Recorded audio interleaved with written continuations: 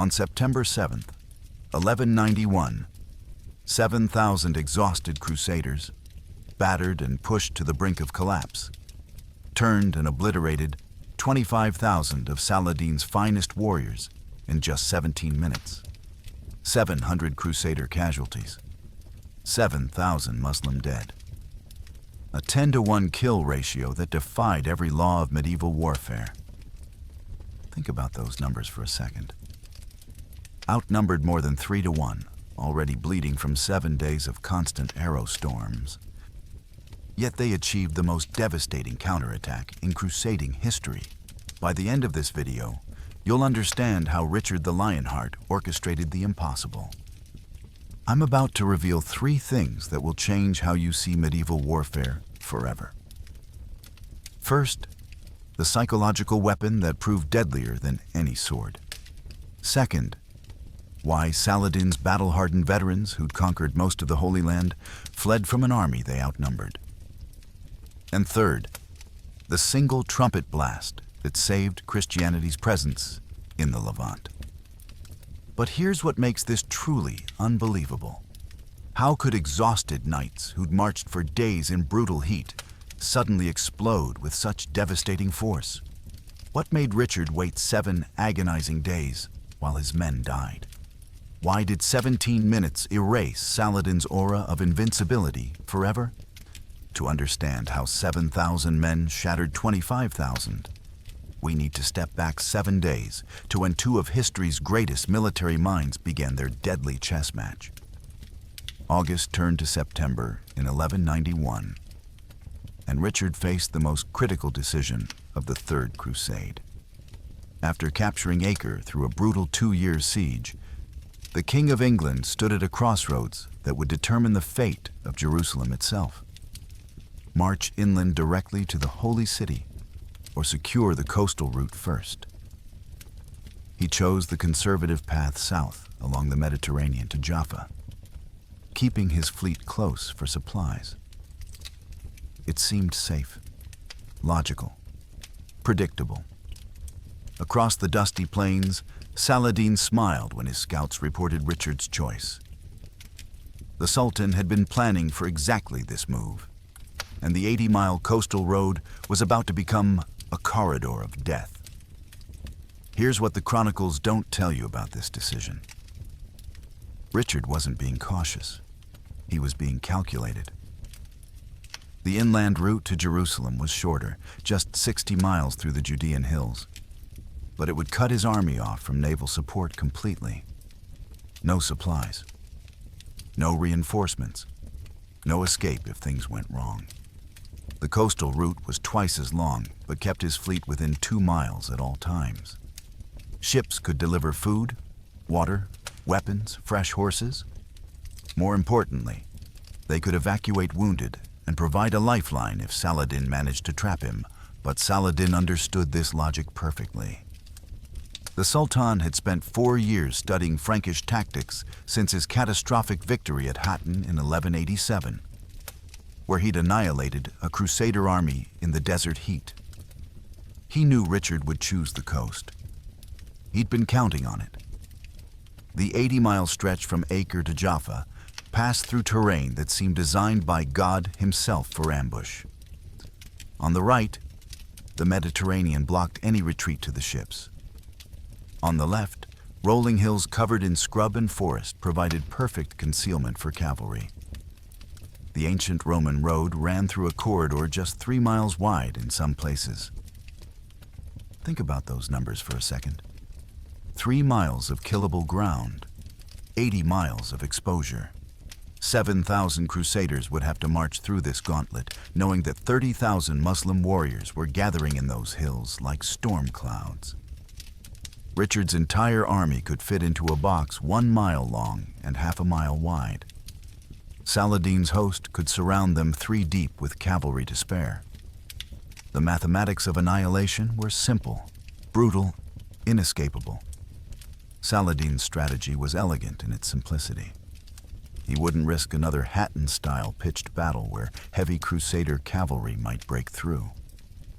Instead, he'd deploy 20,000 horse archers to harass the column constantly, arrows from dawn to dusk, never stopping, never allowing rest, bleeding the Crusaders slowly while they marched in full armor under the September sun.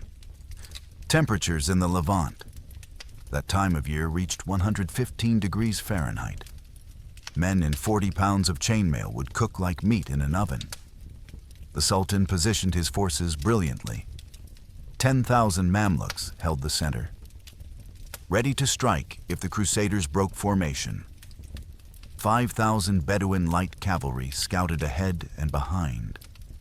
Another 5,000 Turkish horse archers formed a mobile reserve. The remaining 10,000 troops, a mix of Kurdish infantry and Egyptian regulars, guarded supply lines and fortified positions.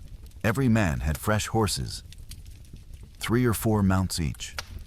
They could rotate constantly while the Crusader destriers carried their knights hour after hour with no relief. But here's where it gets genuinely insane. Richard knew all of this. His scouts had reported Saladin's dispositions. His intelligence network, built from captured prisoners and local informants, had given him accurate numbers on the Muslim host. The Lionheart understood he was marching 7,000 men into a trap designed to kill 30,000. He gave the order anyway. On September 3rd, 1191, the Crusader column formed up outside Acre's gates. Richard sat astride his warhorse, surveying his army one final time before they entered the killing ground. Hospitallers in white surcoats took the vanguard. Templars in white mantles with red crosses guarded the rear. Between them, 5,000 infantry and 1,200 knights prepared for the longest, deadliest march of their lives. The Lionheart raised his hand, and 7,000 men began walking toward either salvation or slaughter. What happened over the next 7 days would test the limits of human endurance and rewrite the rules of medieval warfare forever. This wasn't just a battle between armies. It was a collision between 2 military philosophies, 2 faiths, and 2 men who respected each other even as they sought the other's destruction. Richard the Lionheart, 33 years old, had already proven himself the finest military mind in Europe. A warrior king whose very name struck fear across Christendom's enemies. But Saladin, at 53, commanded an empire stretching from Egypt to Syria, with decades of experience fighting Frankish knights. He knew their strengths, the devastating heavy cavalry charge, and he knew their weaknesses, heat, impatience, and the burden of their own armor. What followed would be more than a battle. It would be a masterclass in patience, deception, and the art of springing a trap on someone who knows it's there. Richard Plantagenet had built his reputation in blood. Duke of Normandy at 17, Count of Anjou at 19, King of England at 32.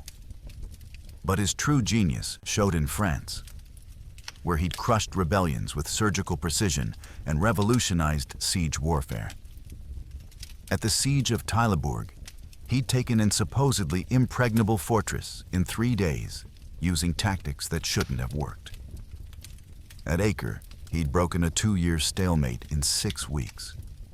He understood combined arms warfare better than any commander in Christendom, coordinating infantry, cavalry, and naval forces with mechanical precision. His mind worked like a chess player's, always 3 moves ahead. Saladin Yusuf ibn Ayyub had traveled a different path to greatness. Born a Kurd into Tikrit, he'd risen through sheer military brilliance to unite Egypt and Syria under one banner. In 1187 at Hattin, he'd achieved what seemed impossible: the complete annihilation of a Frankish field army. 20,000 Crusaders had marched into the Galilean hills. Fewer than 3,000 survived. The true cross itself, Christianity's most sacred relic, fell into Muslim hands. Jerusalem surrendered 17 days later. Think about that for a moment. In 3 weeks, Saladin had erased 90 years of Crusader presence in the Holy Land. But here's what the chronicles don't tell you about these 2 commanders. They were students of each other, obsessively so. Richard had interrogated every prisoner from Hatton, reconstructing Saladin's tactics step by step. He'd studied reports from the Second Crusade, analyzed every battle the Sultan had fought. Saladin, in turn, had captured Frankish knights and questioned them for hours about Richard's campaigns in France. He knew the Lionheart favored aggressive frontal assaults. He knew Richard trusted his heavy cavalry above all else. Each man had built a mental model of his opponent's mind. The numbers told a fascinating story. Richard commanded 7,000 men, but had never lost a major battle in 20 years of warfare. 15 campaigns, 15 victories. Saladin led 30,000 warriors, but had tasted defeat only twice in 35 years of campaigning. 73 battles, 71 victories. When you calculate the odds, something extraordinary emerges.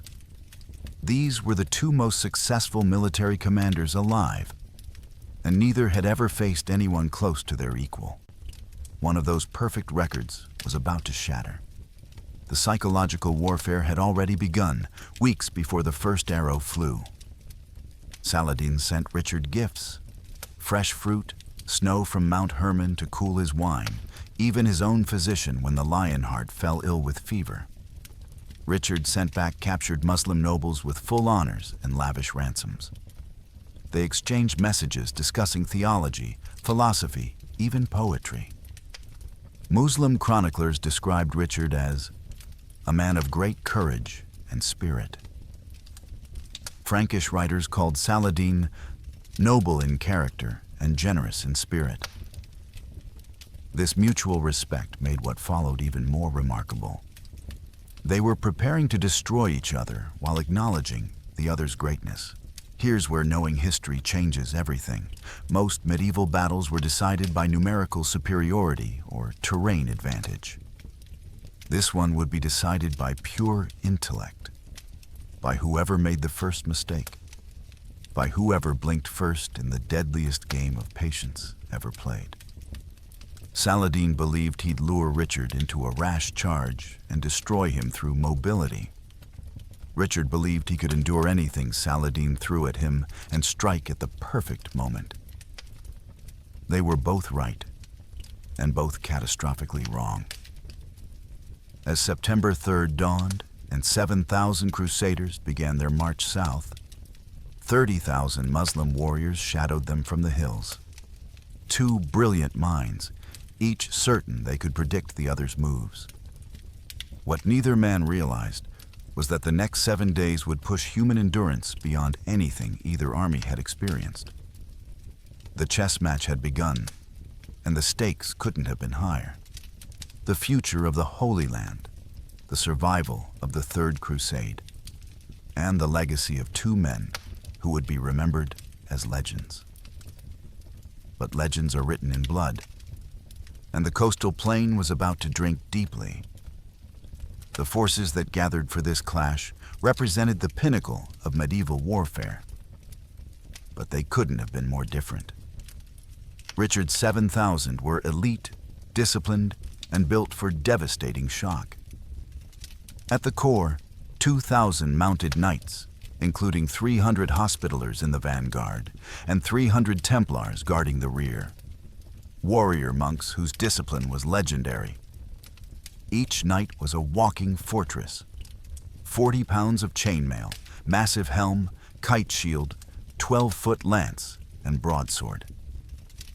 But Saladin's 25,000 were built for a different kind of war entirely.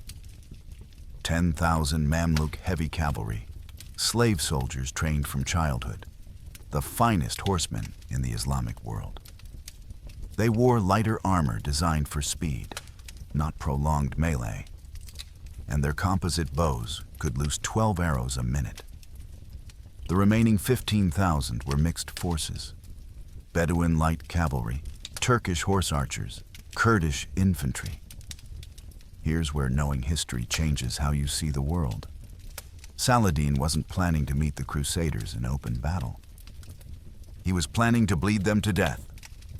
Let's break down what made Richard's army so formidable, despite being outnumbered more than 3 to 1. Those 2,000 knights weren't ordinary cavalry. Each one represented a lifetime of training and a fortune in equipment.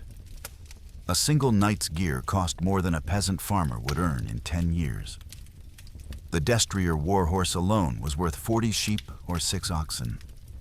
The chainmail hauberk required 200 hours of skilled labor to forge. These weren't soldiers. They were human tanks. And when they charged in formation, nothing in the medieval world could stop them. Supporting the knights, 5,000 infantry formed the protective shell. Half were spearmen with massive shields, trained to lock together in an impenetrable wall. The other half were crossbowmen. And here's where the Crusaders had a devastating advantage. A crossbow bolt could punch through Muslim armor at 200 yards. It took years to train a longbowman, but a man could learn the crossbow in weeks. More importantly, crossbows could be reloaded behind the shield wall. Rate of fire was slow, just 2 bolts per minute, but each shot was lethal. Think about those numbers for a second. 2 bolts per minute times 2,500 crossbowmen equals 5,000 armor-piercing projectiles every 60 seconds. That's 83 bolts every single second finding targets. The mathematics of death were staggering. But Saladin's army was built on different principles entirely. Those 10,000 Mamluks were taken as boys from Turkish and Circassian families, raised in military barracks, taught nothing but warfare from age 7. By 20, they were the finest light cavalry on earth. They could shoot accurately from horseback at full gallop, reload in seconds, wheel away before enemy infantry could respond. Each Mamluk warrior had 3 or 4 horses, rotating them constantly to maintain speed and endurance. The Crusader destriers, carrying armored knights, would be exhausted after an hour. The Mamluks could harass an enemy for days. The composite bows they carried were masterpieces of military engineering. Wood, horn, and sinew laminated together, small enough to use from horseback, but powerful enough to penetrate chainmail at close range. 12 arrows per minute. Let that sink in. 10,000 Mamluks shooting 12 arrows per minute equals 120,000 arrows every 60 seconds. That's 2,000 arrows per second darkening the sky. The Crusader crossbowmen could respond with 83 bolts per second. The Muslims could deliver 24 times that volume of fire. Here's what the chronicles don't tell you about this mismatch. Richard understood the mathematics perfectly. He knew he'd be outnumbered, outmaneuvered, and completely overwhelmed in any long-range firefight. His entire strategy rested on one principle: survive the arrow storm long enough to get into melee range, where 40 pounds of armor and 12-foot lances would crush lighter cavalry. It was a calculated gamble that required superhuman discipline. Saladin knew this too. His strategy was equally clear. Never let the Franks close. Harass them constantly, bleed them slowly, break their discipline. The moment those knights broke formation and charged prematurely, his cavalry would scatter, regroup, and destroy them piecemeal in the open ground. It had worked at Hatton. It had worked against every Crusader army for decades. 2 armies, 2 philosophies, 2 completely opposite approaches to warfare. One built for the decisive moment of impact, the other built to avoid that moment at all costs. As the Crusader column formed up on September 3rd, both commanders understood the game being played. Richard had to reach Jaffa with his army intact. Saladin had to break them before they arrived. 80 miles of coastal road, 7 days of hell. The deadliest chess match in medieval history was about to begin, and neither army knew that the rules of warfare itself were about to be rewritten in blood. The coastal plain near Arsuf, offered everything Saladin needed to destroy Richard's army, without risking a direct clash. The ancient Roman road ran just 2 miles from the sea, bordered by sand dunes and scrubland that provided perfect cover for ambush. To the east, the forested hills of Samaria, where Muslim cavalry could mass unseen and strike without warning. The Crusaders would have to march through a 10-mile gauntlet with the sea blocking retreat on their right and Saladin's army pressing from their left. No room to maneuver, nowhere to run. Just a narrow corridor where superior numbers and mobility could grind down even the finest heavy cavalry. The trap was elegant in its simplicity. Bleed them slowly, break their discipline, then annihilate them when they finally snapped. What Saladin didn't realize was that Richard had studied every battle the Sultan had ever won. And the Lionheart was walking into this killing ground with his eyes wide open. The geography told the story of a perfect ambush. The coastal road stretched 80 miles from Acre to Jaffa, but the killing zone focused on a 10-mile stretch just north of Arsuf itself. Here the terrain narrowed to barely 3 miles between sea and hills. Ancient olive groves provided concealment for archers. Rocky outcrops gave horse archers elevated firing positions. Dried riverbeds offered natural routes for cavalry to approach unseen and retreat unpursued.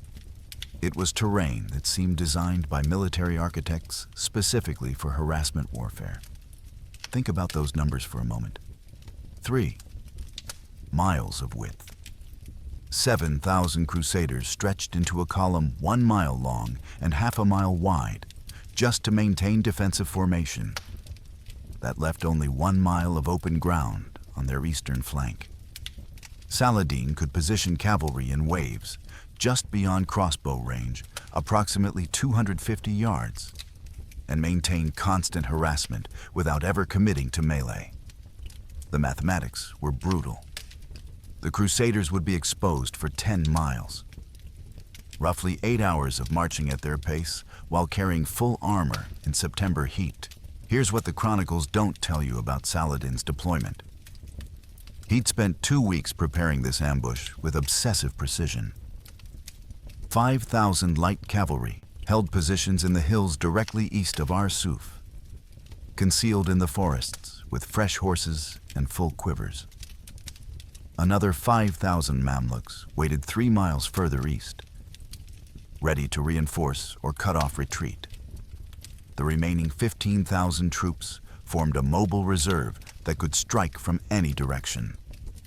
Every position had been scouted, every firing angle calculated, every escape route blocked. Saladin positioned his commanders with surgical care. His nephew Taqi ad-Din, veteran of 30 battles, commanded the right wing with 8,000 cavalry. Muzaffar ad-Din, who'd crushed Frankish armies in Syria, held the left with another 8,000. The Sultan himself controlled the center reserve. 10,000 Mamluks who could reinforce success or cover retreat. Each commander had drummers and flag bearers to coordinate movements. The Muslims would fight as a single organism, responding to signals visible across miles of battlefield. But Richard saw through the trap with crystalline clarity. His scouts had mapped every hillside, identified every ambush position, counted enemy campfires each night. The Lionheart understood exactly what Saladin planned, and he'd built his counter-strategy around one radical insight. Sometimes walking into a trap is the only way to spring it. His defensive formation wasn't designed to avoid ambush. It was designed to survive it long enough to lure Saladin into committing his reserves for a decisive battle. The Crusader marching order reflected this genius. Hospitallers in the vanguard, famous for discipline under fire. Templars in the rear, equally unshakable. The baggage train crawled between the infantry and the sea, protected by the fleet offshore. Knights rode in the center, shields facing left toward the expected attacks. Crossbowmen moved between infantry ranks, ready to provide covering fire. Every man knew his position. Every unit had drilled the formation until they could maintain it while sleeping. Here's where it gets genuinely insane. Richard planned to march at just 10 miles per day. Not because his army was slow, but because he wanted Saladin to think they were vulnerable. 8 hours of exposure per day, multiple days through the killing ground. It seemed like madness, giving the Sultan time to gather forces, coordinate attacks, wear down the Crusaders. But the Lionheart was gambling on something deeper, that Saladin's patience would break before his own. On September 2nd, 1191, the Crusader vanguard entered the killing ground. Muslim scouts watched from the hills and sent word to Saladin. The Franks are coming. The Sultan mounted his horse, surveyed his 30,000 warriors positioned in the hills, and smiled. Everything was proceeding exactly as he'd planned. Tomorrow, the arrow storm would begin. Tomorrow, Richard's army would start dying. What Saladin didn't know was that the Lionheart had been preparing his men for this moment for months, drilling them in a defensive doctrine that would either save Christianity in the Holy Land or see it drowned in blood. The deadliest game of patience in medieval history was about to begin, and both commanders believed they held the winning hand. September 3rd, 1191. The sun rose on the deadliest game of patience in history. As Richard's column departed Acre, Muslim outriders appeared on the eastern hills like vultures gathering for a feast. Then came the first whistling death. Arrows arced from the hills, not a concentrated volley, but a constant, maddening drizzle. Saladin's horse archers swept in, loosed their shafts, wheeled away before the crossbowmen could respond. This wasn't meant to destroy. It was meant to torment. Richard's response reveals his genius. The army moved in 3 columns, Hospitallers leading, the royal standard in the center with Richard himself, Templars guarding the rear. Most crucially, the knights stayed mounted but didn't charge. They endured. The urge to charge burned in every warrior's heart. But Richard had given explicit orders. No one charges without the signal. 3 trumpet blasts. Any man who broke formation faced execution. The Lionheart rode up and down the column, his presence alone keeping discipline intact. What happened over the next 6 days would test human endurance to its absolute limit. The first arrow struck at 7:15 in the morning. A Hospitaller sergeant took the shaft in his shoulder, punching through the gap between his mailcoif and pauldron. He grunted, snapped off the shaft, and kept marching. By 8 o'clock, 200 arrows had found targets. Most struck shields or glanced off armor. Some found flesh. The column kept moving. Here's what the chronicles don't tell you about that first day. Saladin deployed his archers in rotating shifts. 500 horse archers would sweep within range, loose 12 arrows each in 60 seconds. That's 6,000 arrows per minute. Then wheel away to reload while fresh troops replaced them. The Muslims could maintain this rhythm indefinitely. Their quivers held 40 arrows. They had supply wagons following with hundreds of thousands more. The mathematics were designed to break spirits before they broke bodies. By 10 o'clock, the temperature reached 95 degrees Fahrenheit. By noon, 105. The Crusaders marched in full armor. 40 pounds of chainmail that absorbed heat like a blacksmith's forge. Knights cooking inside their hauberks reached for water only to find their skins nearly empty. The fleet paralleled them offshore, but the beach was too rocky for easy resupply. They would have to wait until evening camp. Think about those numbers for a second. 105-degree heat, 40 pounds of metal armor, 8 hours of continuous marching while being shot at. The crossbowmen responded when they could. dropping Muslim archers at 200 yards. But their bolt supply was finite. Each man carried 20 bolts. Once those were gone, they'd depend on the baggage train for resupply. The Muslims had effectively unlimited ammunition. By mid-afternoon, the casualties mounted. A Templar knight's horse took 3 arrows in its unarmored hindquarters and went down screaming. The knight rolled clear. Another Templar grabbed him, and they rode double.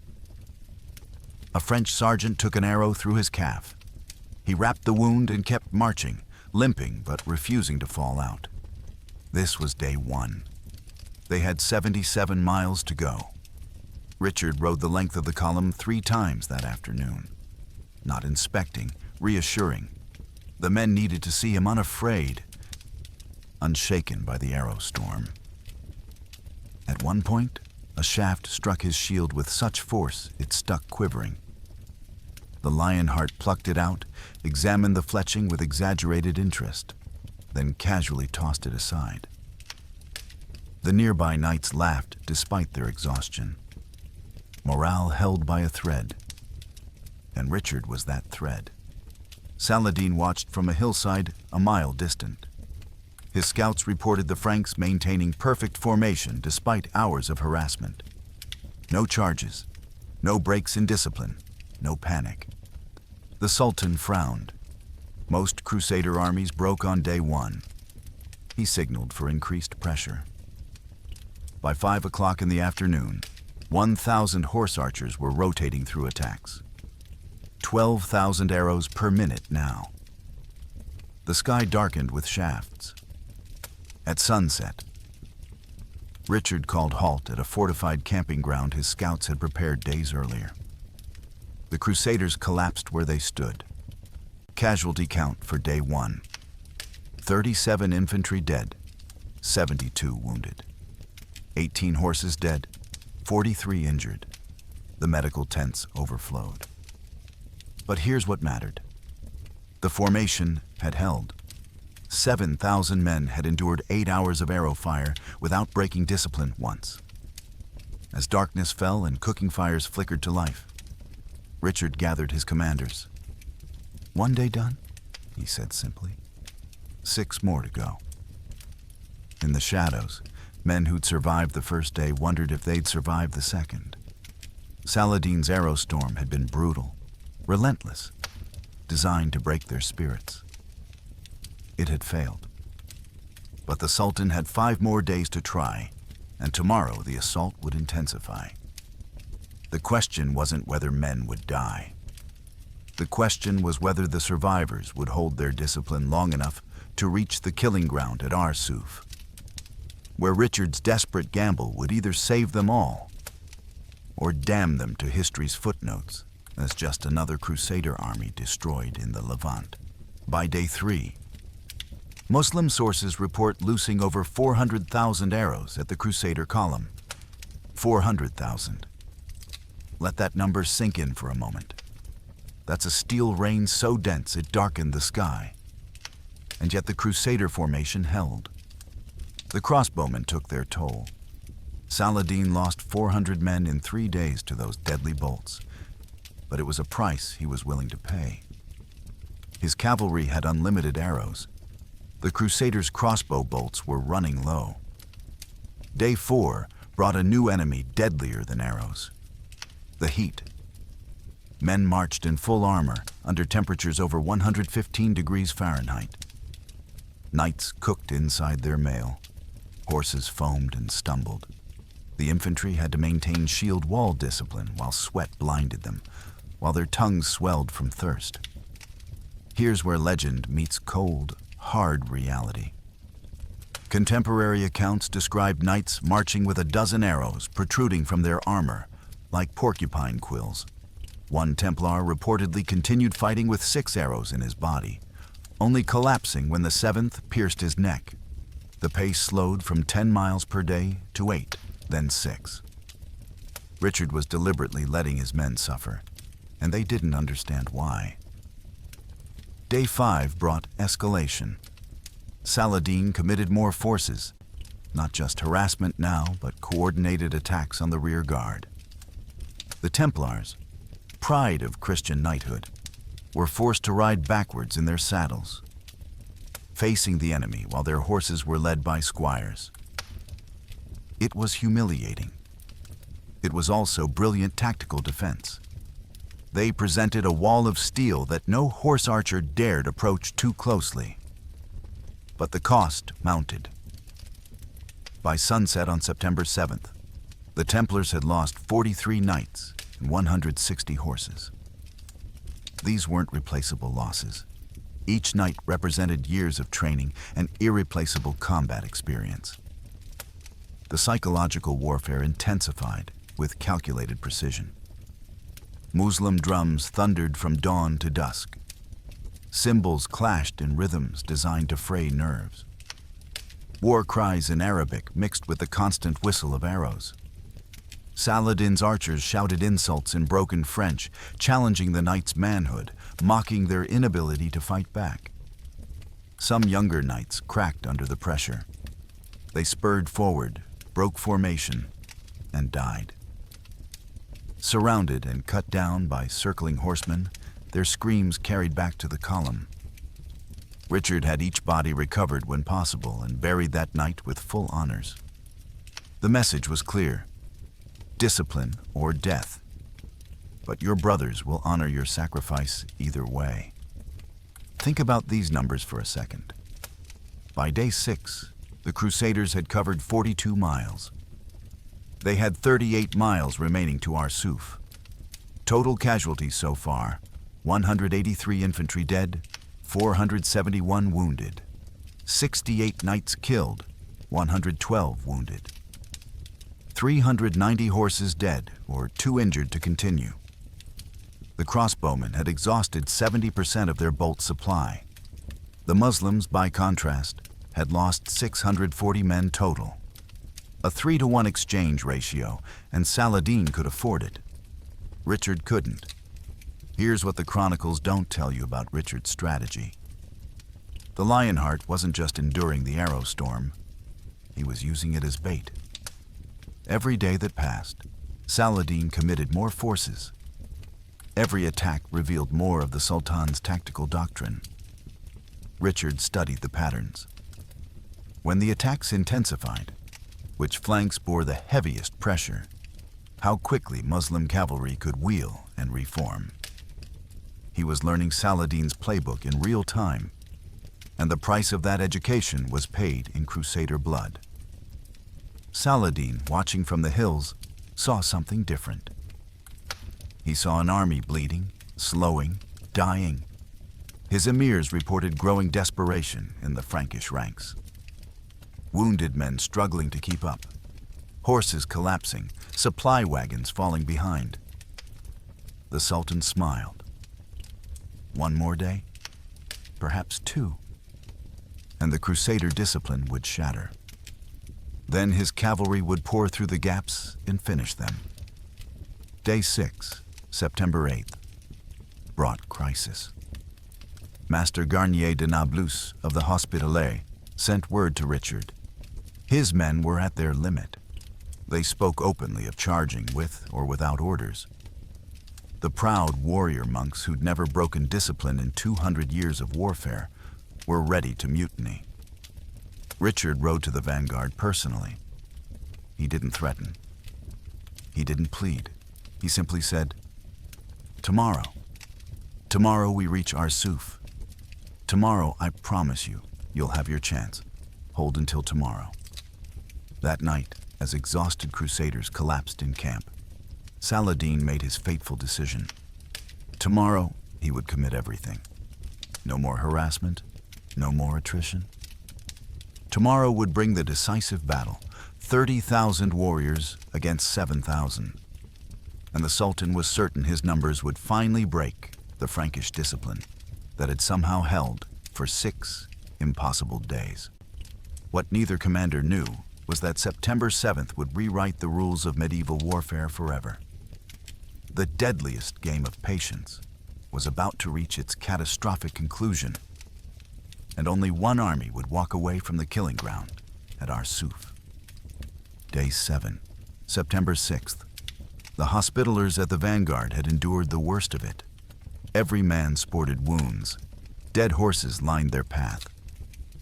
Master Garnier de Nablus watched his brotherhood bleed and die without striking back, and his sergeants brought him reports that chilled his blood.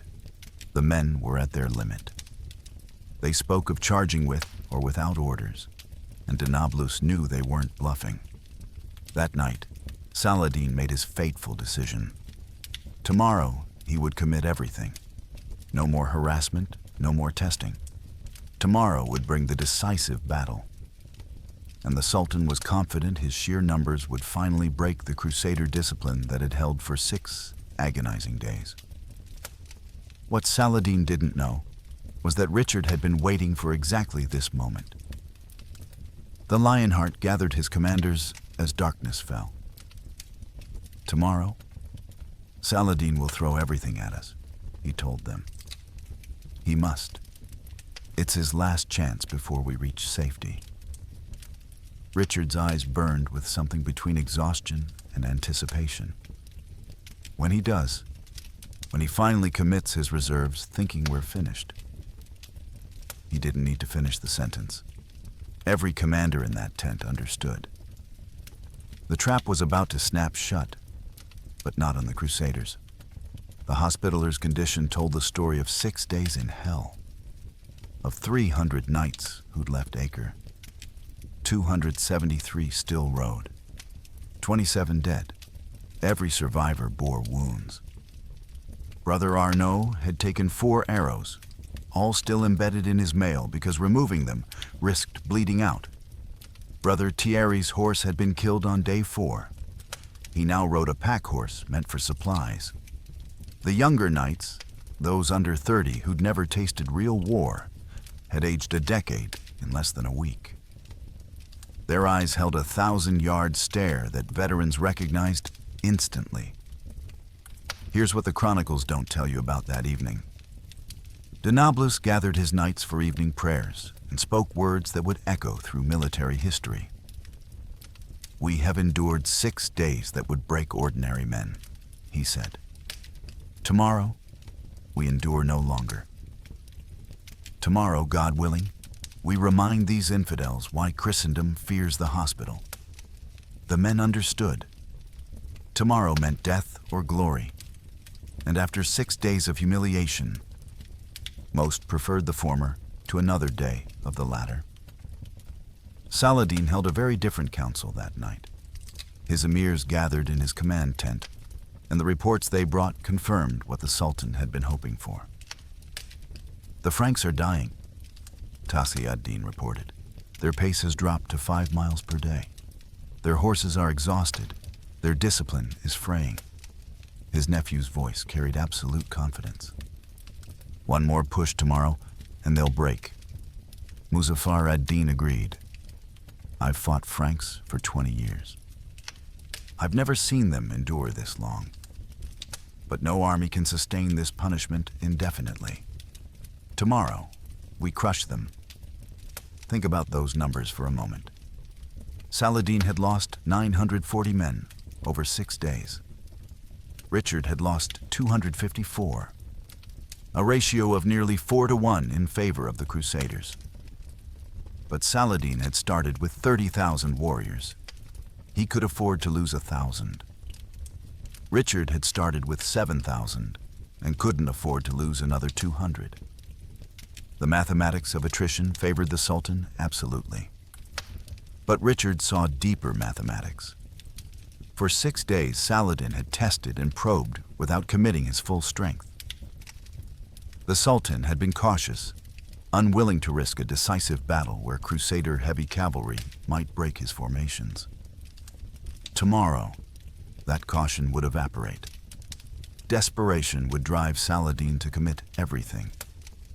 And in that moment of total commitment, when 30,000 warriors pressed against 7,000 Crusaders, when the Muslim army bunched together for the final killing blow, Richard would spring his trap. The Lionheart's plan was insane in its simplicity. Let them think we're broken. Let them press close, confident in their numbers. Let them abandon the hit-and-run tactics that had served them so well. Then, when they're committed to melee range, when they can't scatter and reform, unleash 2,000 heavy cavalry in a coordinated charge that would hit like the fist of God himself. It was a plan that required perfect timing. Charge too early, and the Muslims would scatter. Wait too long, and his army would actually break. The window of opportunity would measure in minutes, perhaps seconds. But Richard had been timing Saladin for 6 days. He knew the Sultan's rhythms, his tactical preferences, his psychological tells. Tomorrow, that knowledge would either save Christianity in the Holy Land or see it buried forever beneath Muslim swords. As midnight approached and both camps settled into uneasy sleep, neither army knew that September 7th would become the most studied date in medieval military history. 7,000 exhausted crusaders would face 30,000 warriors in peak condition. The mathematics said it was impossible. The odds said it couldn't be done. But mathematics and odds had never met Richard the Lionheart at the moment he decided to unleash hell. September 7th, 1191. Dawn broke over the plains of Arsuf, and what the Crusaders saw made veteran warriors cross themselves in fear. This wasn't harassment anymore. Saladin had committed his entire host, 30,000 warriors flooding from the hills like a dark tide. The Sultan's deployment revealed his strategy: crush the Crusader rear, create panic, roll up the column like a carpet. His nephew Taqi ad-Din commanded the right wing with 8,000 veteran cavalry. The center held 10,000 Mamluks under Saladin's direct command. The left wing, another 8,000 under Muzaffar ad-Din. The remaining forces created a tactical reserve that outnumbered Richard's entire army. The ground literally shook under 60,000 hooves. Muslim drums thundered, cymbals clashed, and war cries in Arabic mixed with the whistle of arrows. You have to understand what 7 days of arrow storms does to a man's psyche.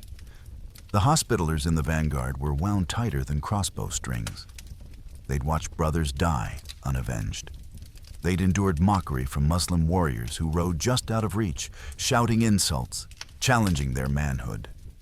Master Garnier de Nablus gripped his reins with white knuckles, and his knights muttered prayers through clenched teeth. The breaking point was about to arrive. 6:30 in the morning.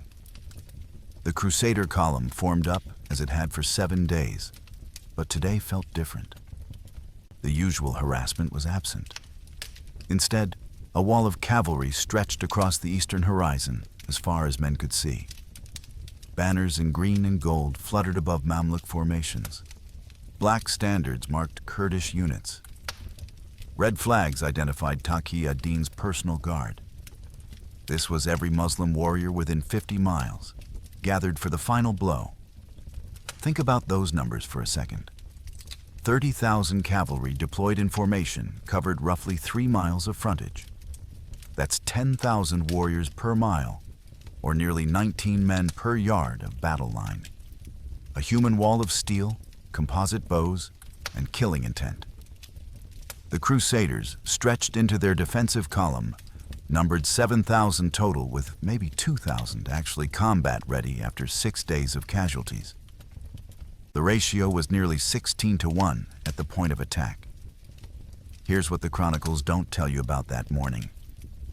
Richard had been awake since 4 o'clock, personally inspecting every unit, adjusting positions, speaking quietly to commanders. He moved the most exhausted knights to the protected center. He positioned his freshest troops, those who'd rotated through lighter duty, at the flanks where the assault would hit hardest. The Templars at the rear received extra crossbowmen. Every man received one order: hold formation until you hear 3 trumpet blasts. Not 2, not 4, 3. Saladin watched from a hillside, a half-mile distant, surrounded by his personal guard of 500 Mamluks. he'd slept 3 hours, too excited by the coming victory. His scouts reported the Frankish column was already moving, trying to cover the last 5 miles to Arsuf before the assault. The Sultan smiled. They wouldn't make it. He raised his hand. Drummers pounded out the signal. 8,000 cavalry on the right wing surged forward. 7 o'clock. The assault began not with arrows, but with a cavalry rush designed to overwhelm the Hospitaller rear guard through sheer mass. Taqi ad-Din led personally, his banner visible at the front. Muslim warriors screamed war cries that carried across the plain. The Hospitallers didn't charge to meet them. They maintained formation, shields locked, lances braced. But de Nablus felt his men's discipline cracking like ice under spring sun. The first Muslim cavalry swept within 50 yards. Close enough to see faces. Close enough to hear individual shouts. Arrows flew in sheets. The drumming became physically painful, vibrating through armor and bone. A Hospitaller knight's horse took an arrow in the eye and went down. Another took 3 shafts in rapid succession and fell sideways. De Nablus watched his brotherhood dying and felt 7 days of suppressed rage threatening to explode. His hand moved toward his sword. In 30 seconds, with or without Richard's signal, the Hospitallers were going to charge. 9 o'clock in the morning. The first assault struck like the hammer of God himself. Not the usual harassment, but a coordinated hammer blow against the Hospitaller rear guard. Thousands of horse archers converged, darkening the sky with arrows. The drumming reached deafening levels. Muslim cavalry charged to saber range, struck, wheeled away. The Hospitaller losses mounted catastrophically. Picture this. You're a knight in full mail, already exhausted from 7 days of hell. Arrows slam into your shield with impacts that jar your entire arm. Your horse screams and dances as shafts seek its unarmored legs. You watch the knight beside you topple with an arrow through his neck. Every instinct screams, underscore, quote underscore, to underscore. But the trumpet hasn't sounded. Then Saladin played his MasterCard. Taqi ad-Din himself led a charge directly at the Hospitaller standard, a calculated insult designed to break their legendary discipline. Garnier de Nablus saw red. 7 days of suppressed rage boiled over in a single moment. I can bear this no longer. The Hospitaller master's cry carried over the din. Without waiting for Richard's signal, without orders, he couched his lance. His knights saw their leader move, and instinct took over. 300 Hospitallers spurred their destriers into a full charge. What happened in the next 3 seconds would determine the fate of the Holy Land. The numbers tell the story of those 2 hours before de Nablus broke. Between 7 and 9 o'clock in the morning, the Hospitallers absorbed an estimated 60,000 arrows. Think about that. 60,000 arrows in 120 minutes equals 500 arrows per minute, or more than 8 arrows every single second, hammering into 300 knights and their horses. The shield wall bristled with shafts. Dead horses lay in heaps. 17 Hospitaller knights had fallen in 2 hours. At this rate, the entire rear guard would be annihilated by noon. Here's what the chronicles don't tell you about the moment de Nablus charged. It wasn't rage alone that broke him. It was mathematics. The master could count. He could see his brotherhood dying at a rate of 8 to 10 men per hour. By his calculation, in 3 more hours, he'd have no command left to lead. Better to die attacking than to die like cattle in a pen. When Taqi ad-Din personally led his guard within 30 yards of the Hospitaller standard, screaming insults and waving his saber, de Nablus made a decision that would echo through military history. The Hospitaller charge accelerated from walk to trot, to canter to full gallop in 12 seconds. 300 knights in perfect wedge formation. Denablus at the point like a spear, thrust at the heart of Taqi ad-Din's formation. The Muslim cavalry, expecting the Franks to continue their defensive posture, suddenly faced 300 armored warriors bearing down at 35 miles per hour. Some tried to wheel away, others froze. A few loosed arrows and then scattered. Richard saw it happen from half a mile distant. He was riding the center of the column, coordinating the march, when a runner from the rear screamed, "The Hospitallers have charged." The Lionheart spun his horse and galloped toward the rear, his mind racing through options in split seconds. Every tactical instinct said this was disaster. An unsupported charge by 300 knights against 8,000 cavalry meant certain death. The Hospitallers would penetrate perhaps 200 yards, become surrounded, and be cut to pieces. But here's where military genius shows itself in the space between heartbeats. Richard saw something else. Saladin's entire right wing had pressed close to deliver the final blow to the Hospitallers.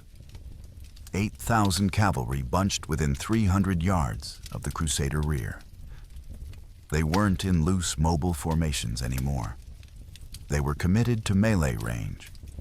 Taqi ad-Din's reserve had moved forward to support the assault. The Muslims had abandoned the hit-and-run tactics that had served them so well for 7 days. In that instant, Richard understood. This was the moment he'd been waiting for. Saladin had taken the bait. The Sultan had committed his forces to close combat, thinking the Crusaders were broken. If Richard recalled the Hospitallers now, they'd be slaughtered, and the army's morale would shatter. But if he committed everything, if he turned Denablus's unauthorized charge into a general assault, he could hit the bunched Muslim formations with 2,000 knights in coordinated wedges. 3 seconds to decide. Recall and watch the Hospitallers die, or commit everything and gamble the entire crusade on a single charge. The Lionheart's hand moved to his trumpeters. Now! Now! Bear aid to the Hospitallers! The words came out as a roar that carried over the drumming and chaos. 3 trumpet blasts split the morning air. The signal every crusader had been praying to hear for 7 days. What happened in the next 17 minutes would be called impossible, miraculous, and the most devastating cavalry charge in medieval warfare. The Lion had decided to unleash hell. Richard the Lionheart saw the Hospitallers break formation prematurely, and in 3 heartbeats, he had to make the most critical decision of his life. Recall them and watch them die unsupported, or commit everything to a battle he wasn't yet ready to fight.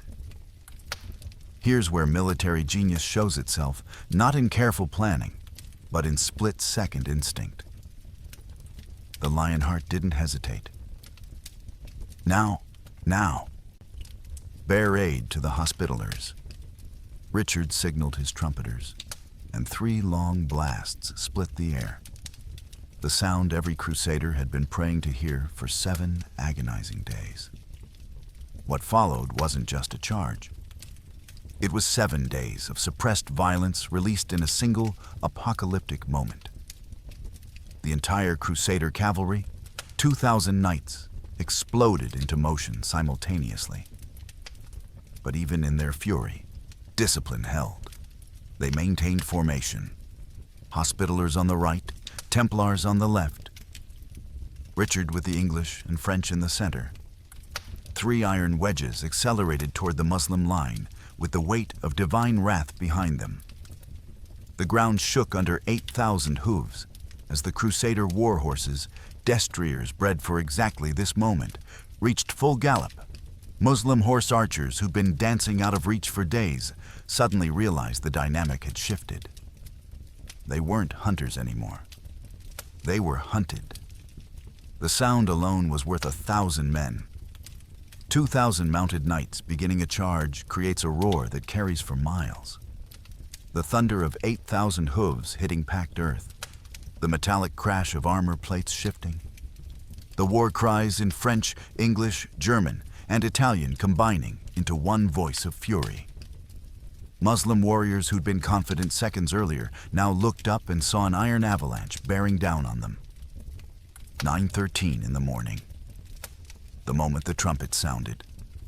Within 15 seconds, every Crusader knight was moving. Within 30 seconds, they'd reached formation speed. The Hospitallers, already engaged with Taqi ad-Din's wing, suddenly had company. 300 Templars hit the Muslim left flank. 700 English and French knights, Richard at their head, smashed toward the center where Saladin's Mamluk elite waited. Think about these numbers for a second. 2,000 knights charging in coordinated wedges versus 30,000 cavalry spread across 3 miles. It sounds impossible. But here's what the chronicles don't tell you about the tactical situation. Saladin's forces weren't in defensive formation. They were in assault formation, pressed close to the Crusader column, bunched together to maximize arrow fire and saber strikes. His cavalry wasn't deployed in depth. They were in shallow lines, 2 or 3 ranks deep, perfect for harassment, catastrophic when facing a heavy cavalry charge. Each Crusader wedge was a killing machine designed through 2 centuries of warfare. Knights in the front rank rode knee to knee, 12-foot lances leveled. Behind them, more ranks of lancers. Behind them, knights with swords ready for when lances shattered. The formation was self-protecting. If a front-rank knight fell, the man behind him filled the gap instantly. The wedge could penetrate enemy lines like an axe through wood. Richard led the center wedge personally. His household knights, the finest warriors in England, formed around him in a steel fist. These men had trained together for years. They could maintain formation at full gallop through broken ground. They trusted each other absolutely. Behind Richard rode William de Bar, who'd once unhorsed the Lionheart in a tournament and earned his respect. Beside him rode Andrew de Chauvigny, Richard's cousin, a warrior of legendary skill. These weren't ordinary knights. They were the elite of the elite. The Templars on the left adjusted their angle with parade ground precision. Grand Master Robert de Sablé saw the Hospitallers already engaged on the right and calculated instantly. Hit the Muslim left flank at the same moment Richard strikes the center. Hammer and anvil. Classic tactics executed at full gallop through the chaos of battle. Here's where knowing history changes everything. Medieval cavalry charges weren't wild rushes. They were precision instruments requiring perfect timing and coordination. Launch too early, and horses exhaust themselves before impact. Launch too late, and the formation loses momentum. Richard's signal hit at the exact moment when the Hospitallers were 30 seconds from being surrounded. When Saladin's cavalry had pressed close enough that they couldn't scatter. When the Muslim reserves were moving forward and couldn't reverse quickly. 9:14 in the morning, 60 seconds after the signal, the Crusader charge reaches full speed, 35 miles per hour. A ton of horse and armored knight, moving at the speed of a modern car on a residential street. 2,000 of them in 3 wedges. Impact in 30 seconds. Saladin watches from his hillside and realizes, too late, that he's made a catastrophic mistake. His cavalry can't retreat. They're too close, too committed. In the next 17 minutes, the Sultan's perfect trap is about to become his perfect nightmare. Impact velocity, 35 miles per hour. A mounted knight at full charge generates kinetic energy equivalent to a modern car crash. And 2,000 of them hitting simultaneously doesn't just break a battle line, it disintegrates one. The 12-foot lances struck first, and what happened next was physics, not combat. The lighter Muslim cavalry simply couldn't withstand the mass and momentum. Their line didn't bend or break. It vaporized. Lances shattered on impact, but the knights didn't slow. They drew swords and became cutting machines. The war horses themselves were weapons, trained to bite, kick, and trample. Each knight formed the apex of a killing triangle. Rider above, horse below, momentum carrying both forward like an avalanche of steel.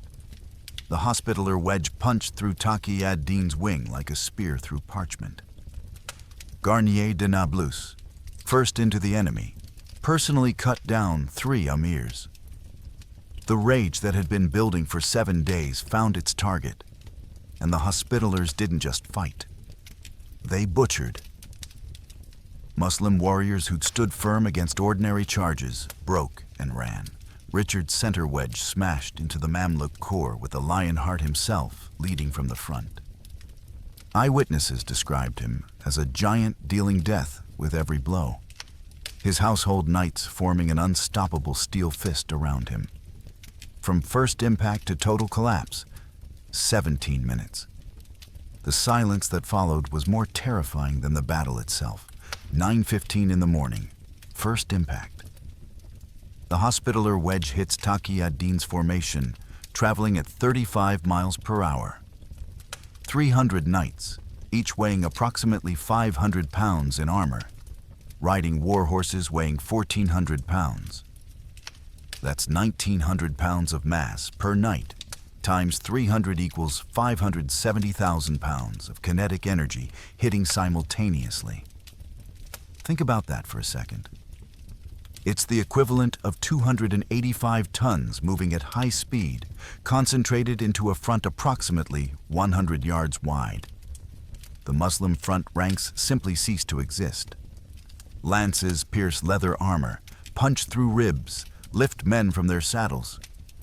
War horses trained for battle crash into lighter Arabian and Turkish mounts, sending them sprawling.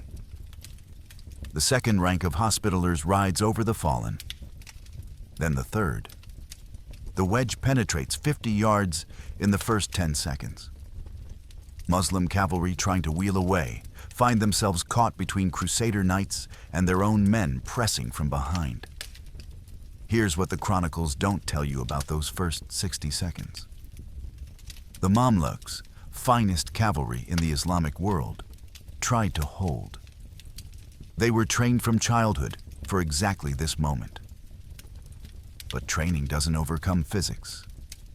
A 400-pound Mamluk on an 800-pound horse cannot stop a 500-pound knight on a 1,400-pound destrier moving at full gallop.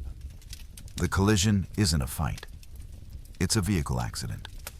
1,200 pounds loses to 1,900 pounds every single time, 9:17. Richard's center wedge hits the Mamluk elite. 700 knights strike 10,000 cavalry in a concentrated blow. The Lionheart rides in the front rank, his sword rising and falling in a rhythm of death. Muslim sources describe him cutting through armor, _3_. His household knights form a steel arrowhead around him, and they drive into the Mamluk formation like a hot blade through wax. Behind them, English knights widen the breach. French knights prevent the flanks from closing. The Templars hit the Muslim left flank at 9:18, just 3 minutes after the Hospitallers struck. It's the hammer and anvil moment military historians would study for centuries.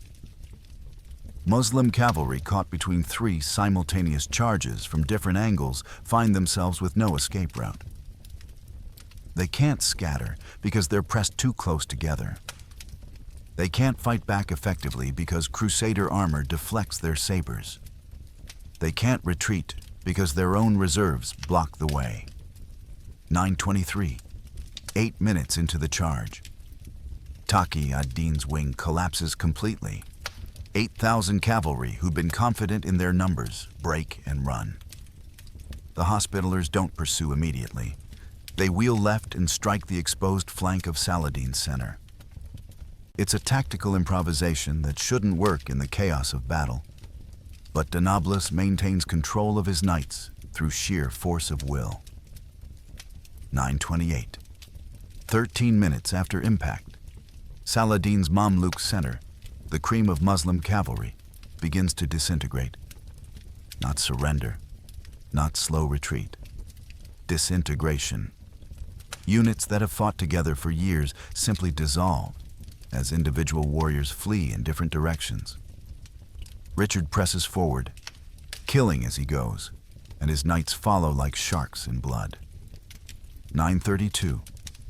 17 minutes after the charge began. The Muslim army breaks completely. 30,000 warriors who woke that morning certain of victory now flee for their lives. The Crusader pursuit becomes a slaughter. Knights who've endured 7 days of arrows without fighting back finally unleash everything. The killing doesn't stop until the war horses, exhausted from the charge, can run no more. What happened in those 17 minutes defied every principle of medieval warfare and would be called impossible if not for the 7,000 corpses carpeting the plain that proved otherwise. The Templars on the left flank, seeing the success of the Hospitallers, adjusted their angle and struck the Muslim flank just as Taqi ad-Din's wing began to crumble. It was a hammer and anvil moment that military academies would study for centuries. Muslims caught between Hospitaller fury and Templar precision died by the hundreds, then thousands. Here's where knowing history changes how you see the world. Medieval battles usually ended when one side broke and the other pursued for a few miles. But the Crusader knights, unleashed after 7 days of restraint, didn't want prisoners or glory. They wanted vengeance. The pursuit became a slaughter. Saladin watched his center evaporate, his personal guard forming around him as the Mamluk elite, his finest warriors, simply ceased to exist as a fighting force. The Sultan tried to rally his reserves, but panic is contagious. Men who'd never fled in their lives saw the cream of Muslim cavalry running and followed suit. What Saladin saw in that moment haunted him forever. Richard the Lionheart, blood-soaked and terrible, leading a third charge directly at the Sultan's position. This wasn't knights seeking ransom. This was extermination. The Muslim reserve didn't wait for impact. They broke. Saladin's banner fell, not captured, but abandoned as its bearers fled. The greatest Muslim general of the age was swept away in the rout, his bodyguard literally dragging him from the field to save his life. 9:35 in the morning. The pursuit begins in earnest. Crusader knights chase fleeing Muslims for 3 miles inland, cutting down anyone they catch. The difference in horse speed becomes crucial now. Destriers, bred for short bursts of power, are slower than Arabian cavalry horses over distance. But Muslim warriors are fleeing in panic, not in organized retreat. They scatter in all directions. Some make it. Most don't. Think about these numbers for a second. In the first mile of pursuit, Crusader knights kill an estimated 1,800 Muslims. That's 1,800 men cut down in roughly 15 minutes of chase. The math is brutal. 120 kills per minute across the entire battlefield, or 2 deaths every single second. The plain becomes a killing ground where exhausted Muslim cavalry on blown horses try desperately to outrun armored knights whose blood is up. Here's what the chronicles don't tell you about Richard during the pursuit. The Lionheart didn't just chase stragglers. He drove straight for Saladin's position, recognizing the Sultan's banner and personal guard. Richard understood that capturing or killing Saladin would end Muslim resistance across the entire Levant. It was a calculated gamble. Pursue the greatest prize in the Holy Land or consolidate victory. Richard chose the prize. Saladin sees him coming. The Sultan sits his horse on a low ridge, surrounded by 500 of his personal Mamluk guard, the finest cavalry in his army. These men have sworn to die protecting him. But they also see what's bearing down on them. Richard at the head of 200 household knights, men still in formation despite the chaos, moving like a steel wedge through the fleeing mob. 9:42. Richard closes within 300 yards. Saladin's guard captain begs the Sultan to flee. Saladin refuses. He's never fled a battlefield in 35 years of warfare. He won't start now. But his guards don't wait for permission. They grab the Sultan's reins and drag his horse away from the ridge. Saladin fights them, actually strikes one guard with his riding crop. But there are too many. They sweep him east toward the hills, toward safety, toward shame. The Sultan's banner topples, not cut down in glorious combat, but simply abandoned as its bearer runs for his life. Richard reaches the ridge moments later and sees the banner in the dirt. He dismounts, picks it up, examines the Arabic script. For a moment, he considers pursuit. Saladin is maybe half a mile ahead now, his guard carrying him away at a gallop. But Richard's horse is blown. His knights are scattered across 3 miles of battlefield. The moment has passed. 10 o'clock in the morning. Richard sounds recall. 3 trumpet blasts, the same signal that started the charge, now ordering its end. Knights hear it and reluctantly turn back from pursuit. Some are 3 miles from the original battlefield. Others have chased Muslims all the way to the hills. But discipline, the same discipline that held for 7 days, reasserts itself. The Crusaders break off the slaughter and begin regrouping. The silence that falls over Arsuf is unnatural. For 7 days, this plain rang with drums, arrows, war cries. Now there's only the sound of wounded men groaning, horses screaming, and knights breathing hard inside their armor. What happened in 47 minutes, from first charge to final recall, had seemed impossible at dawn. 7,000 exhausted Crusaders had just shattered 30,000 warriors in peak condition. The corpses carpeting the ground proved it wasn't impossible. It was simply the most devastating cavalry charge in medieval history, purchased with 7 days of superhuman patience. When the war horses finally exhausted themselves and Richard sounded recall, the plain at Arsuf looked like the end of the world. 7,000 Muslim bodies carpeted the ground where the charges had struck. Riderless horses wandered among the dead. High-ranking emirs, identified by their rich armor, lay twisted in the dust alongside common soldiers. 7,000 dead in 17 minutes. Let that sink in.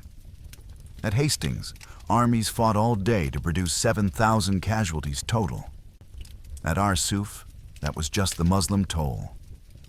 The 10-to-1 kill ratio seemed impossible, but the corpses didn't lie.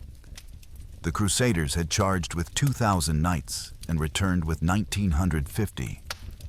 Total Crusader casualties for the entire battle, 700. Mostly infantry killed during the morning's harassment before the charge. It was the most lopsided victory in crusading history, and it defied every principle of medieval warfare. Richard ordered an immediate tally, partly to assess victory, partly to prevent looting disputes. Frankish chroniclers walked the field with scribes and stopped counting individual dead at 7,000. Some estimates ran higher. Turkish sources admitted to 5,000 elite cavalry lost.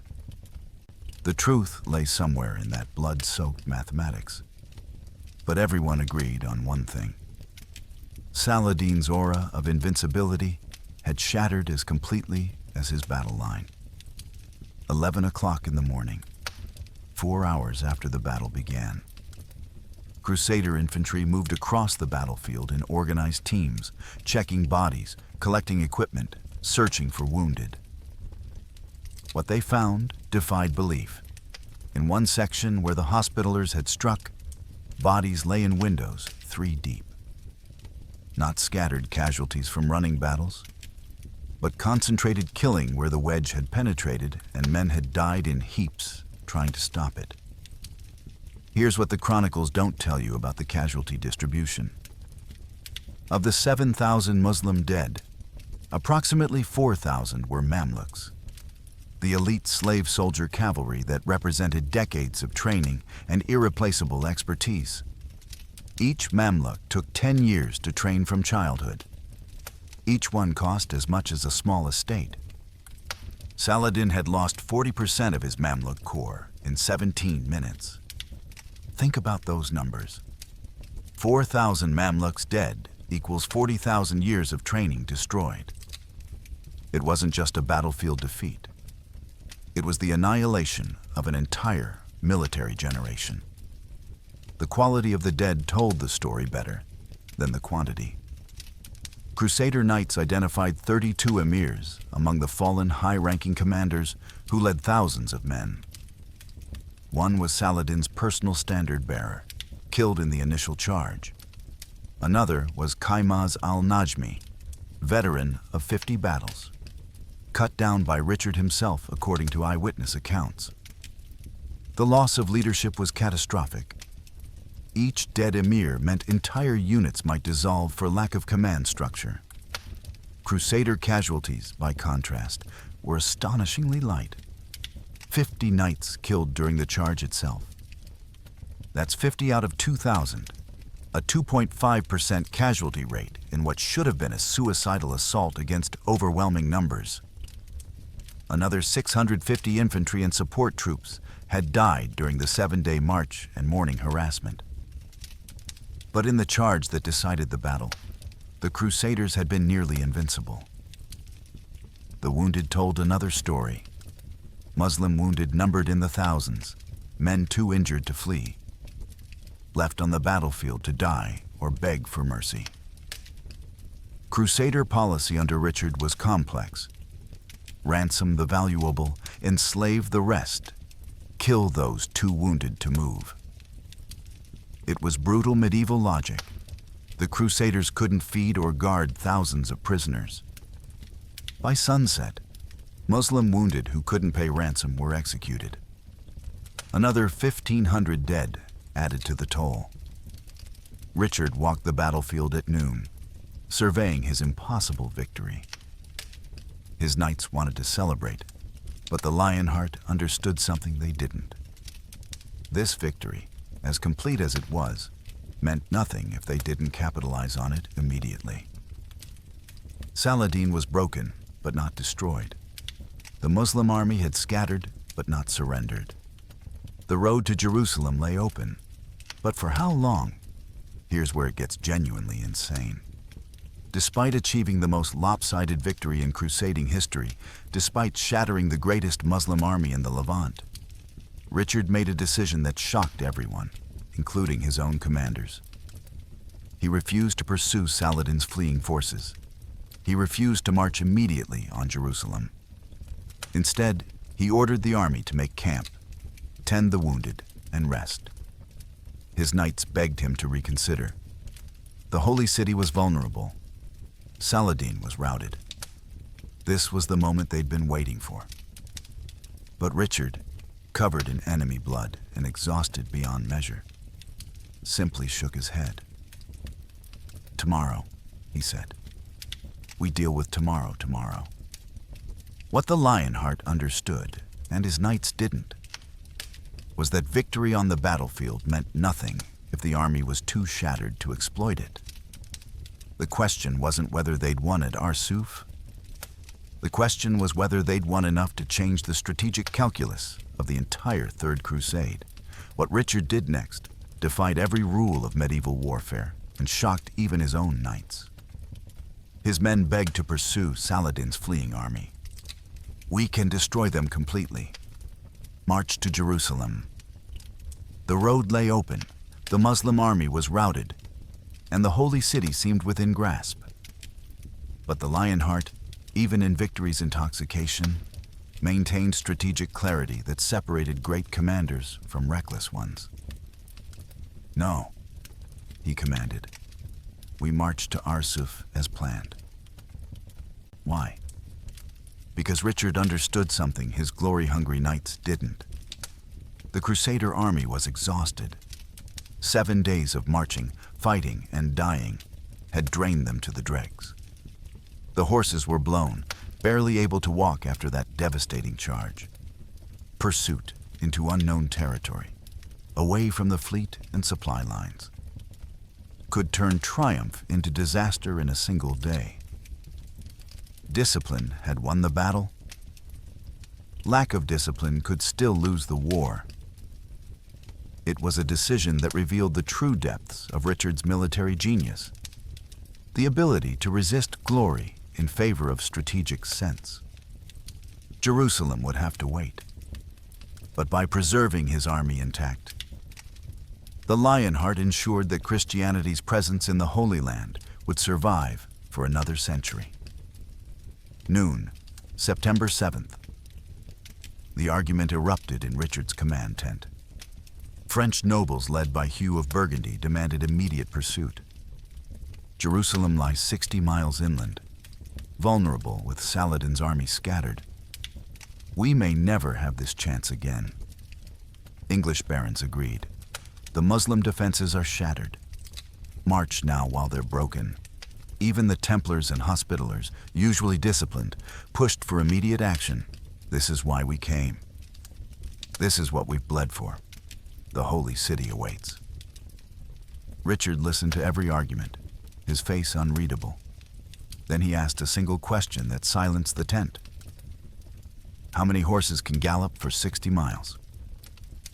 The silence stretched. The answer was obvious. None. The destriers that had delivered such devastating force at Arsuf were exhausted. Some couldn't even walk without limping. Of 2,000 war horses that charged that morning, perhaps 800 could manage another day's march at any speed. Here's what the chronicles don't tell you about the logistics Richard calculated in seconds. Jerusalem sat 60 miles inland through mountainous terrain, perfect for ambush. The Crusader fleet, their lifeline for supplies, couldn't follow. Every pound of food, water, arrows, and equipment would have to be carried on already exhausted horses and depleted supply wagons. The army had rations for 3 more days. Jerusalem's walls could hold for months. Think about those numbers for a second. 3 days of food versus months of siege. The mathematics were impossible. The wounded presented another problem. 700 casualties from the battle in March. Men who needed medical care, not forced marches through hostile territory. Abandon them, and army morale would shatter. Bring them, and the column would move at a crawl, vulnerable to harassment from Saladin's regrouping forces. Richard laid out the strategic reality with brutal clarity. We march to Arsuf, secure the port, resupply from the fleet, rest the horses, treat the wounded, and then advance on Jerusalem with full strength. His knights protested. Saladin will use that time to rebuild. Richard's response was ice. He'll rebuild either way. The difference is whether we face him with a rested army or an exhausted one 60 miles from our supply line. The Lionheart understood something else his nobles didn't. Saladin hadn't been destroyed, just scattered. The Sultan still commanded maybe 20,000 troops who'd fled the battlefield. Given time to rally, they could harass a Crusader siege of Jerusalem indefinitely. Without the fleet to provide supplies, the Crusaders would starve before the city fell. Victory at Arsuf meant nothing if it led to disaster at Jerusalem. September 8th, the Crusader army entered Arsuf town without resistance. The garrison had fled when they heard of the battle. Richard's decision proved correct within hours. Scouts reported Saladin already rallying his forces 30 miles east. The Muslim army was broken, but not dead. If Richard had pursued inland, he'd be fighting that reformed force with exhausted men and no supply line. But here's where knowing history changes everything. Richard's restraint at Arsuf was actually more important than his victory. By preserving his army intact, by choosing strategy over glory, he ensured the Third Crusade would continue for another year with strength. Jerusalem would remain Muslim, but the Crusader presence survived. The question was whether Richard's strategic patience would ultimately win the war. His tactical brilliance had nearly ended in a single day. The ripples from Arsuf spread across the Levant faster than any messenger could ride. Within days, Saladin's carefully constructed aura of invincibility, built since his catastrophic victory over the Crusaders at Hattin 4 years earlier, shattered like glass. Emirs who'd never questioned the Sultan's judgment began whispering. Garrisons that would have fought to the death started considering terms. Before Arsuf, Muslim armies believed Frankish knights were formidable but beatable. Bait them into rash charges, surround them, destroy them piecemeal. Arsuf proved that a disciplined Crusader charge, properly timed and supported, was literally unstoppable. The myth died harder than the 7,000 men who'd believed it. Saladin's own chroniclers admitted the unthinkable. The Franks fought like demons that day. Their charge was as the Day of Judgment. Another Muslim writer described it more poetically. They came like mountains of iron rolling down upon us. You have to understand what 7,000 dead means in medieval terms. These weren't conscript levies or peasant militia. The Mamluks alone represented decades of training, fortunes and equipment, irreplaceable military expertise. Each fallen emir led extended households. When he died, entire units might dissolve. Saladin hadn't just lost a battle. He'd lost a generation of leadership, and everyone from Cairo to Damascus knew it. September 8th, 1191, 24 hours after the battle. The first messengers reached Damascus, carrying news that seemed impossible. 30,000 warriors defeated by 7,000. 7,000 Muslim dead. The Sultan's army scattered. Officials refused to believe it until 3 separate messengers confirmed the same story. By September 10th, Cairo knew. By September 12th, Baghdad. The news traveled like wildfire because it was too catastrophic to suppress. Here's what the chronicles don't tell you about the immediate strategic consequences. Within 1 week of Arsuf, 3 major Muslim garrisons opened negotiations with Richard. Jaffa, which Saladin had planned to defend to the death, surrendered without a fight on September 13th. Ascalon's commander sent envoys offering terms. Even Acre's Muslim population, which had resisted for 2 years, became suddenly cooperative. The pattern was clear. If Saladin's finest army couldn't stop Richard, what hope did garrison troops have? Think about these numbers for a second. Before Arsuf, Saladin controlled 92 fortified positions between Acre and Egypt. Within 30 days of the battle, 18 had surrendered or been abandoned. That's a 20% collapse of defensive infrastructure in 1 month.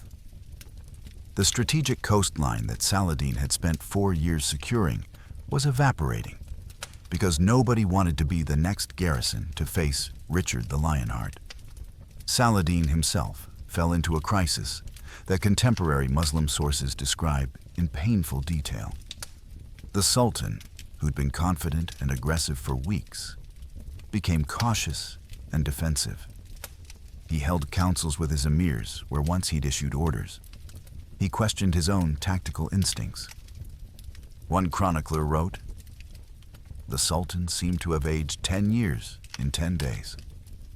His confidence, that essential quality that holds armies together, had been shattered as completely as his battle line." The tactical implications were even more profound. Muslim cavalry commanders who'd employed hit-and-run tactics for decades suddenly refused to engage Crusader formations at all. at the skirmish near Ramla, 2 weeks after Arsuf, Muslim horse archers broke off attacks the moment Crusader knights formed up, even though the knights never charged. The psychological damage was complete. Saladin's warriors now feared what might happen if the Franks were unleashed. Here's where it gets genuinely insane.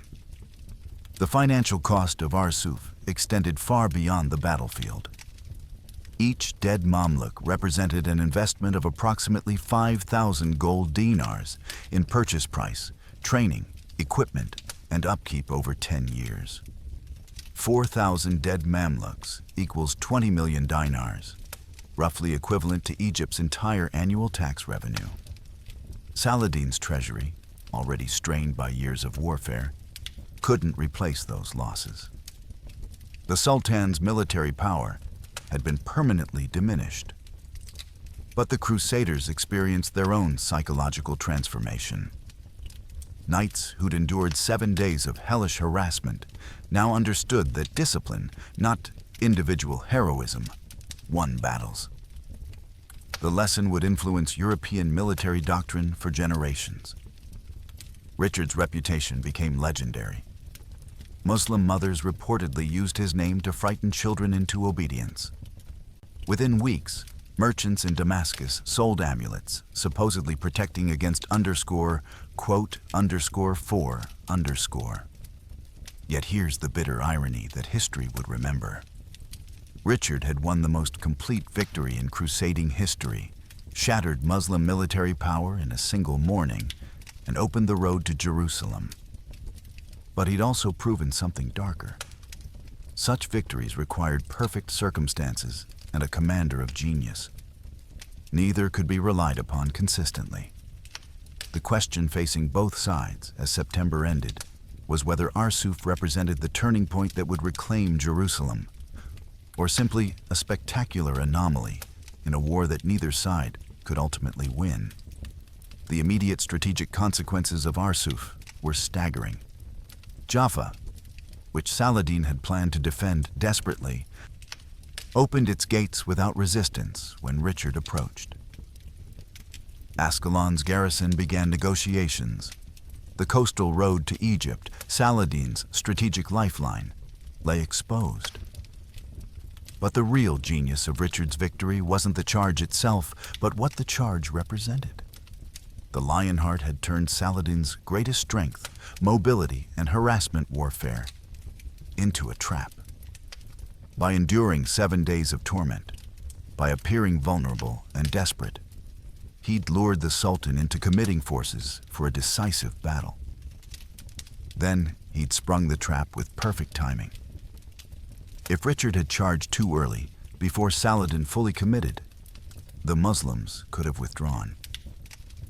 If he'd waited too long, the Hospitallers would have been destroyed and the army's morale shattered. The margin between disaster and triumph measured in heartbeats. Within weeks, Saladin agreed to negotiations he'd previously scorned with contempt. The Sultan, who'd sworn to drive every Frank into the sea, now offered truces and territorial compromises. Jerusalem, while never recaptured, became a point of negotiation rather than non-negotiable jihad. Arsuf had changed the calculus of the entire Third Crusade. September 13th, 1191. 6 days after Arsuf, Richard's army entered Jaffa to cheering crowds. The city that should have required a siege of weeks surrendered without a single arrow fired. The garrison commander met Richard outside the gates and handed over the keys personally. It wasn't surrender. It was capitulation, born of pure terror. Word of Arsuf had traveled faster than Richard's army. Think about these numbers for a moment. Between September 7th and October 1st, Richard secured 80 miles of coastline, 12 fortified towns, and control of the entire maritime supply route from Acre to Egypt. Saladin, who'd controlled this territory for 4 years, lost it in 3 weeks. The strategic reversal was total and unprecedented. No crusader commander had achieved such rapid territorial gains since the First Crusade nearly a century earlier. Here's what the chronicles don't tell you about Richard's trap. The 7-day march wasn't defensive necessity. It was psychological warfare of the highest order. By appearing vulnerable, by letting his army suffer, Richard convinced Saladin that the Crusaders were on the verge of breaking. The Sultan committed everything to finish them, bunching his forces for the killing blow. That concentration, perfect for overwhelming a defensive column, became catastrophic when facing a coordinated heavy cavalry charge. Richard had weaponized Saladin's own aggression against him. The diplomatic shift was equally dramatic. On September 21st, Saladin sent envoys to Richard proposing a 3-year truce. The Sultan, who'd rejected all previous peace offers, now begged for time to rebuild. The terms revealed Saladin's desperation. Crusaders could keep all territory north of Jaffa. Christian pilgrims could visit Jerusalem freely. Prisoners would be exchanged without ransom. Before Arsuf, Saladin had offered nothing. After Arsuf, he offered everything except Jerusalem itself. Richard's negotiating position had transformed completely. Before, a crusader army barely holding the coast, facing superior numbers and dwindling supplies. After, an undefeated force that had shattered the greatest Muslim army in living memory, controlling the strategic coastline with the road to Jerusalem open. The Lionheart could dictate terms from a position of absolute strength. But here's where it gets genuinely tragic. Despite winning the most complete victory in crusading history, despite shattering Saladin's army, despite forcing the Sultan to negotiate, Richard never recaptured Jerusalem. Political problems in England, disputes with French crusaders, and simple exhaustion prevented the final push. The Third Crusade achieved a negotiated peace that secured the Crusader coastal states for another century. But the Holy City remained in Muslim hands. The irony is devastating. Richard had proven that Crusader armies could defeat any Muslim force through discipline and tactical brilliance. But winning battles wasn't enough to win the war. 17 minutes of perfect execution at Arsuf reshaped the strategic landscape of the Levant, yet couldn't overcome the fundamental reality. The Crusaders were too far from home, too few in number, and too politically divided to hold Jerusalem, even if they captured it. The question facing historians ever since is whether Arsuf represented Crusader military genius at its peak, or the moment when everyone realized that even genius couldn't overcome the impossible logistics of holding the Holy Land permanently. Arsuf revolutionized medieval military thinking in ways that echoed through centuries. Before the battle, conventional wisdom held that lighter, mobile forces would always defeat heavier knights through attrition and harassment.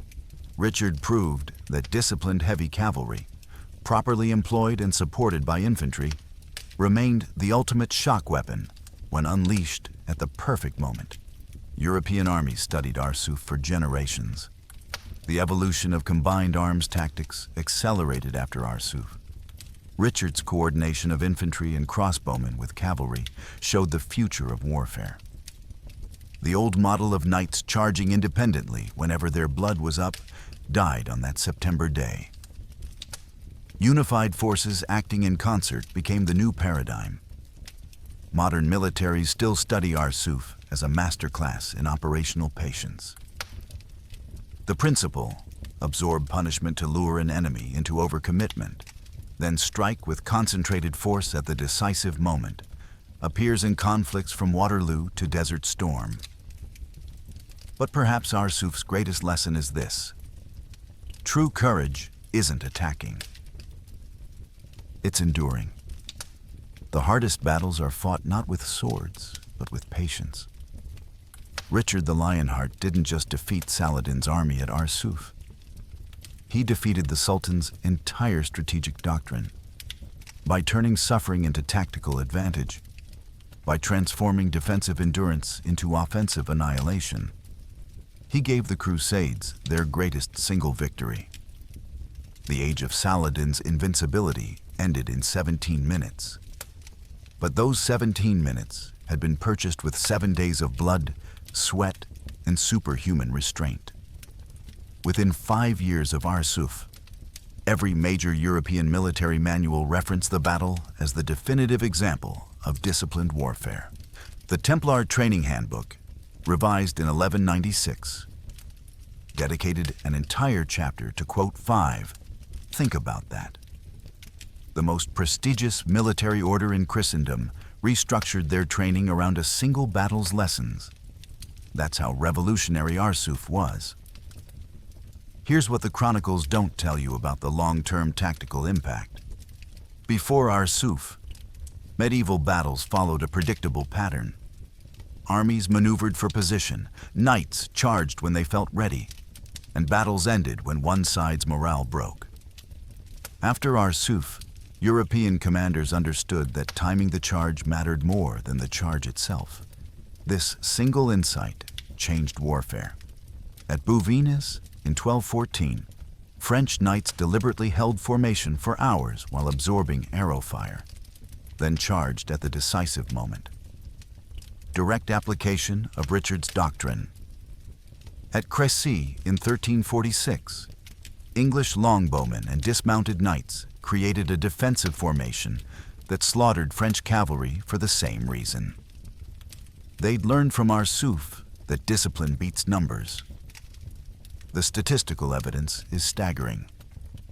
Military historians analyzed 73 major European battles between 1191 and 1300.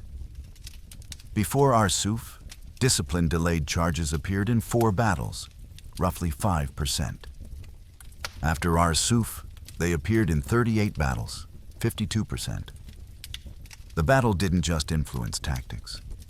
It fundamentally altered how European armies thought about combat. Saladin never recovered from Arsuf psychologically. The Sultan, 53 years old at the battle, lived only 2 more years. Muslim chroniclers noted his declining health and spirit. He avoided pitched battles entirely after September 7th, relying on sieges and negotiations instead. When he died in March 1193, his empire immediately fragmented. His heirs lacked his authority, and Muslim unity, which had made the recapture of Jerusalem possible, dissolved. Arsuf hadn't just defeated an army. It had broken the man who held an empire together. Richard returned to England in 1194, his legend secure. He'd never lost a battle in 21 years of warfare. Knights who'd served at Arsuf became military celebrities, their advice sought by kings across Europe. The Lionheart's reputation grew so large that a century later, during the 7th Crusade, French commanders still invoked his name when drilling troops in defensive discipline. But here's where knowing history changes how you see modern warfare.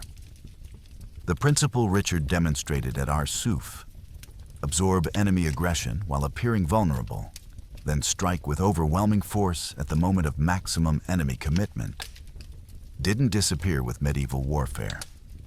Wellington used it at Waterloo in 1815, holding his infantry in squares for hours under French cavalry charges, then counterattacking when Napoleon committed his Imperial Guard. Patton used it in World War II, deliberately appearing weaker than he was to draw German armor into kill zones. Desert Storm in 1991 employed the exact same doctrine. Absorb Iraqi attacks, lure them into overcommitment, then strike with coordinated armored formations.